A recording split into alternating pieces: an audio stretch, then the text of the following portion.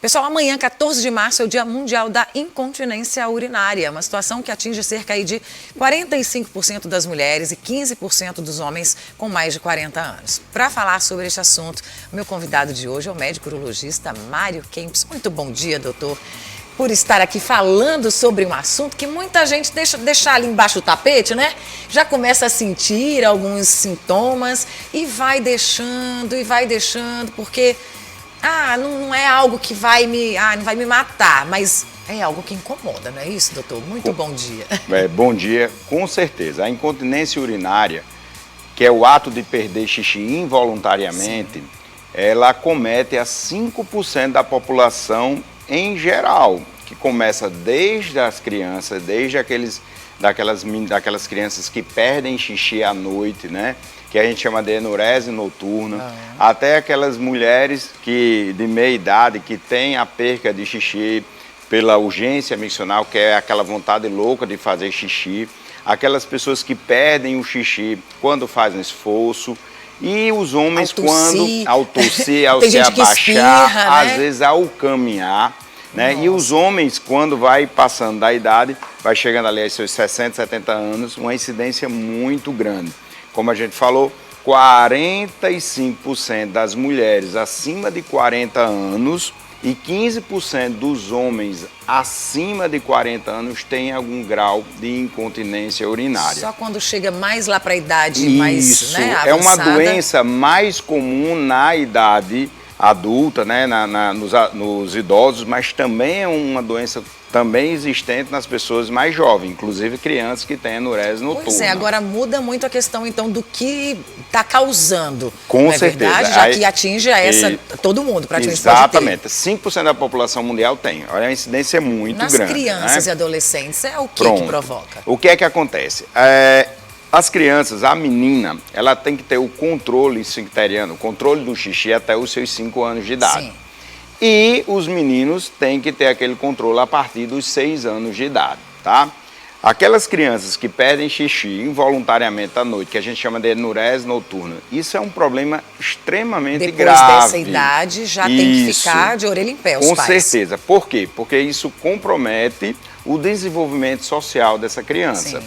A criança que tem a perca de xixi à noite é uma criança que não tem liberdade. Ela não consegue ir para a casa do amiguinho, ela não consegue ir para um acampamento, ela não consegue ter o dia do pijama, brincadeira do pijama. Por quê? Porque aquela criança... vergonha, vai acontecer, né? Com e ela não vai se certeza, que sentir vai bem. perder xixi, que vai ter o constrangimento. E dentro de casa mesmo, os pais às vezes não entendem, esse menino que faz xixi, esse xixão, que não sei o quê, e aquela coisa que acontece Sim. dentro de casa, o constrangimento de melar a cama, de molhar o lençol, aquela cama fica com um cheiro ruim. E isso é uma coisa que tem que ser trabalhada pelos pais para poder resolver isso. E o que fazer, doutor? Primeira coisa é procurar o médico, procurar um urologista. Primeira coisa é a gente fazer o diagnóstico. Sim. Essa enurese, essa perca de xixi à noite, é uma coisa primária ou secundária? O que é que a gente define como primária e secundária? Primária é aquela criança que nunca controlou. É aquela criança que tem 10 anos Sim. e ela nunca controlou. Olha, ele sempre faz xixi. Quando eu digo sempre, assim, faz uma vez, 2 vezes na semana, passa às vezes 1, 2 semanas sem fazer, depois faz 3 vezes, que nunca teve o controle. Isso a gente tem que investigar. Existem algumas doenças que comprometem esse Sim. controle. Existe um tipo de diabetes, que é a diabetes insípida, que é onde o organismo perde a capacidade de reabsorver líquido, o rim, e você urina muito, principalmente à noite, né? É a diabetes insípida, que isso tem que fazer tratamento. Às vezes tem alterações do sono, pacientes que têm realmente um sono muito pesado e que não perde a capacidade de controlar, e também aquelas questões comportamentais, né? Que às vezes a mãe entope o menino de líquido à noite, não pede para fazer xixi. Leite, pegue água. Exatamente. Às vezes a própria mãe, às vezes por medo de molhar a cama, coloca uma fralda num menino de 10 anos, então isso faz com que ele não se desenvolva e não cresça para ter a responsabilidade.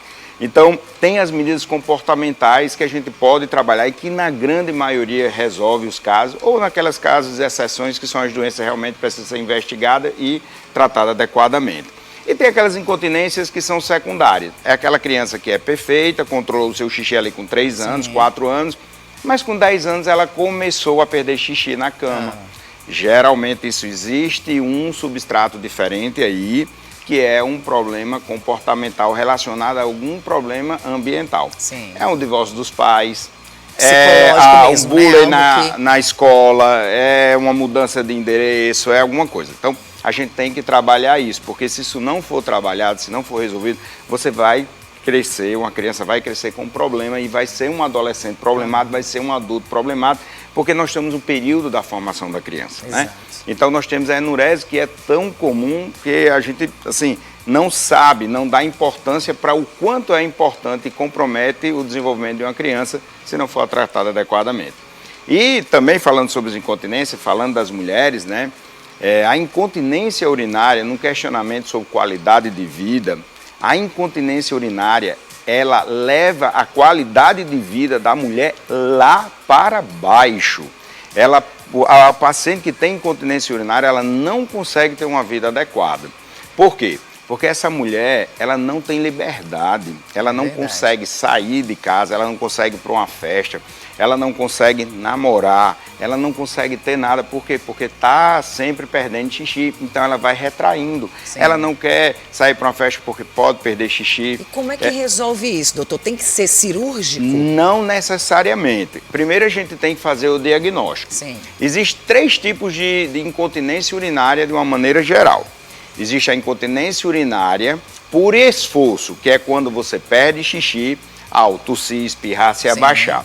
Isso é uma fragilidade da musculatura que segura o xixi, que pode ter vários fatores, como obesidade, como múltiplos partos, como partos vaginais com crianças muito grandes, as cirurgias pélvicas, como as histerectomias, a retirada de ovário e útero, essa coisa toda.